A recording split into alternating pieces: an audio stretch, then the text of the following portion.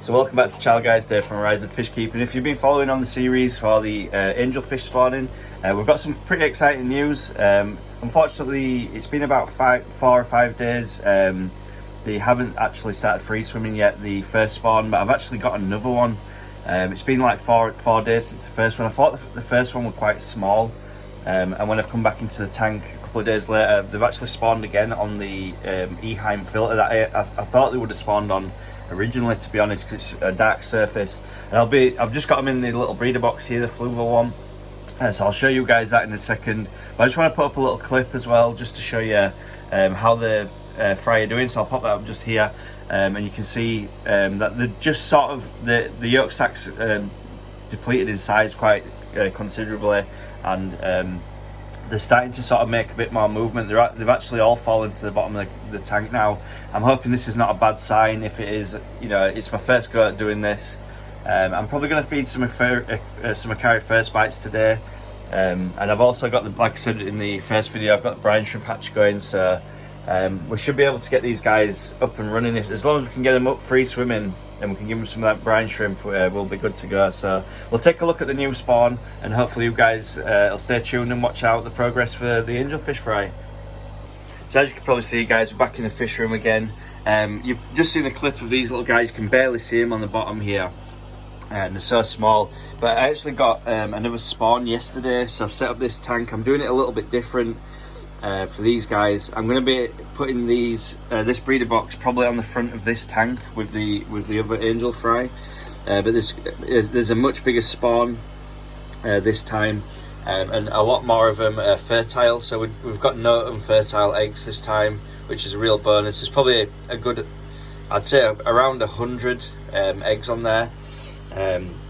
So we're going to be doing this a little bit different in the way of, we're going to be doing most of this hatching out in the methylene blue this time, because I did get some unfertile eggs on the original project that we were doing in this tank. We do have some fry in here as well, which you'll have just seen on the clip, but I'm just a bit worried that maybe the depth of the tank's a little bit too much. You guys that are in the know, if you can leave some comments in the comment section just to give me a helping hand, that'd be great. We did get some more unfertile eggs, unfortunately, so I'd probably say there's around 10 or 15 fry at the moment that I can see. But as you can imagine, they're so small at the moment, it's very hard to sort of see where they are and what's going on. So I'm going to keep you up to date with the progress on this video of both the fry and the eggs that we've got in here. Obviously this is going to be you guys see me feeding for the first time in this tank and all that, but it's going to be a few days for me more than likely, but I'll try and get as much as I can in this video, and then we'll on the next video that we do for next weekend, I'm going to be putting up videos probably every Friday now, just to show you the progress on the angelfish fry, and also any projects that we've got going on in the fish room. I've got most of my lights out, it's first thing in the morning today, so but any sort of stuff that comes along in the meantime, then I'll be showing you updates on that as well. So if you stick around, guys, you should see some progress going on in this video.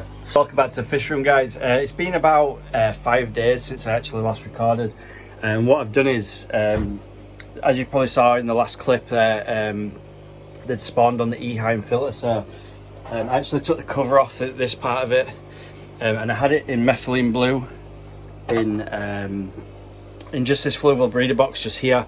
Now what happened is, after about 2 or 3 days, all the eggs had sort of hatched out to wigglers, and they all dropped to the bottom of the Fluval breeder box.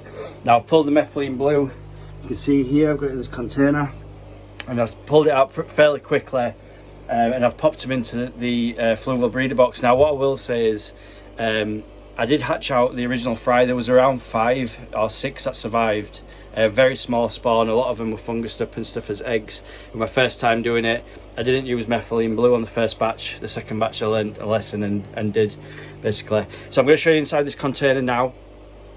Some of the fry, I will say as well, with the Fluval breeder boxes like we've got here, they got sucked up the intake for this. This is like its own tank, so it sucks upon this tube here. I'll show you a little bit more detail. I'll spin the camera around. So what you've got here is, it's basically like, if you've never seen one of these before, I know a lot of you guys use them. It's got it's an airlift tube, so it lifts water and oxygen, obviously, and it pumps in just here. And this is a recirculating system, so it comes through the tank, well, our breeder box, and then goes through this little guard here and back into the tank behind. Now I did have about 5 or 6 fry in this little tank here, I've probably only seen about 2 or 3, and most of them have gone into the breeder box. They've actually been taking up the intake pipe, so please be aware if you're using these. I just wanted them to be in the same water because this is going to be the first tank I'm going to be sort of growing them up in with the Akari First Bites and the hatched brine shrimp that I'm doing. So what I want to say is just be aware of that. If you are going to use one of these and you've got fry in the tank behind, maybe put like a pre-filter just on the bottom of here and turn up the air so you're still getting circulation. I'm running it at 82, 83 Fahrenheit, so I think that's about 27 to 28 degrees Celsius. And all the eggs have actually hatched out into wigglers now, and if I can just get a good shot of these guys, there's absolutely hundreds of these now. I think I've got a much better chance of bringing these guys up. You can see them, there's absolutely hundreds of them. I'm roughly estimating about 250 maybe, 250 to maybe 200, 250 fry in this container. Sorry about the focus guys, it's a little bit difficult to film in these little breeder boxes with the air going in the background, but you can see they've all turned into wigglers now. I had them on methylene blue for around 3 days before I turned into wigglers, and they actually dropped off into this container, which is a bonus for me. And the reason why I did that is because I knew that I could just easily get the methylene blue out of this container and onto tank water. It's got a cycle filter in the tank behind, so the tank is cycled. I'm doing about a 20% water change every day. And they're doing all right so far, but like I said, some of the free swimming fry managed to get into this container somehow. I can't actually see any just now. Oh, there's one just in the corner there. Whoa, the zoom's a bit crazy with the air at the back there. It might not be able to focus too good. You can just see one of the free swimmers there in the center of the screen, or 2 of them actually. And then there's one just to the right, maybe a centimeter to the right. They're the free swimming fry. So I'm just going to feed them up in here. If they do get a little bit too big, where it's a possibility they could eat the eggs that are on the floor or on the bottom, then I will sort out an arrangement for that. I did miss changing out the methylene blue. I probably should have filmed that for you guys to see. I know a lot of you guys that are into breeding fish and stuff like that are well up on what you should do with methylene blue. If you are a beginner, use methylene blue with a little bit of caution, especially when hatching out young fish. It can cause deformities and things if you don't get the methylene blue out in time.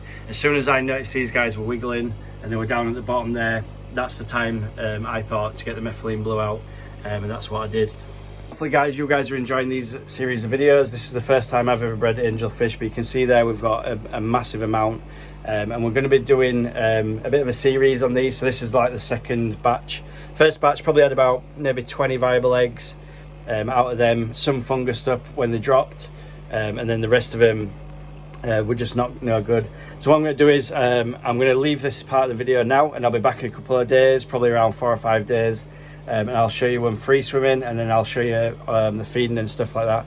And then on the next video next week, hopefully we'll have some free swimming fish, and you guys will tune in. I'm going to drop the videos probably on a Friday evening, maybe Saturday, I'm not sure.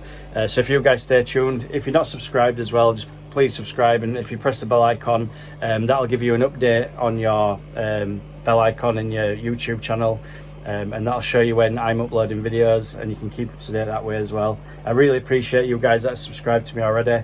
But like I say guys, I'm going to be back in 2 seconds for you guys, but it's going to be about 5 days for me, and we'll have a catch up once these guys get a little bit bigger. Right, so we're back in the fish room again. I just wanted to show how much they've grown, the angelfish, from the last clip that we put up. This is probably going to be the last one of this video, and I wanted to show you the progress that we've been making on the angelfish.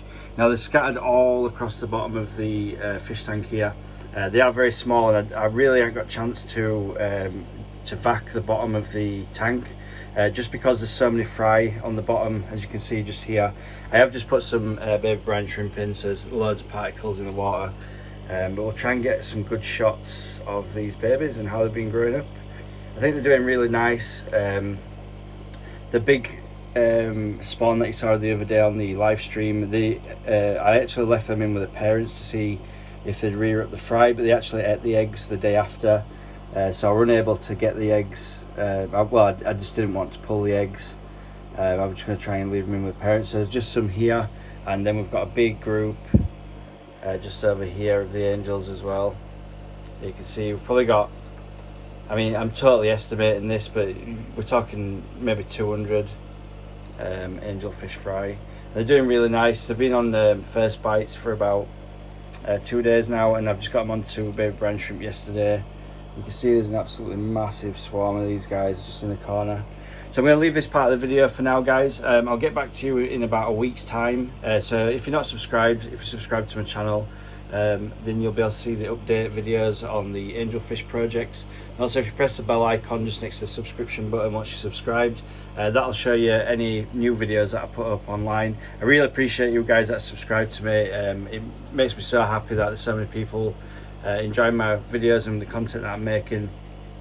So have a nice weekend, guys, and I'll catch you maybe Friday, Saturday next week with an update on these angelfish and anything else that happens in the fish room.